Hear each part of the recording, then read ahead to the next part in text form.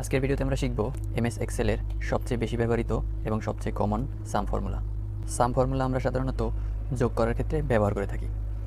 আমরা এখানে কিছু সংখ্যা নিয়েছি, এই সংখ্যাগুলোর যোগফল আমরা এখানে বের করব। এর জন্য আমরা সাম ফর্মুলা ব্যবহার করব। তো আমরা সবাই জানি ফর্মুলা ব্যবহার করার জন্য শুরুতে সমান সমান চিহ্ন দিতে হয়। এরপর আমরা সাম ফর্মুলা ব্যবহার করার জন্য সাম লিখব, SUM সাম। এরপর আমরা কিবোর্ড থেকে ট্যাব বাটন প্রেস করব।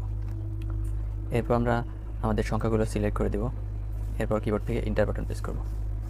ব্যাস, এই সংখ্যাগুলোর যোগফল বের হয়ে আসলো। তবে আমরা এত ঝামেলা না করে খুবই সহজে এই যোগফলটা বের করতে পারি। তাহলে আমরা আগে সাম ফর্মুলাটাকে ডিলিট করে দিই। আমরা এই পর্যন্ত সংখ্যা সিলেক্ট করেছি এবং একটি ঘর বেশি সিলেক্ট করব।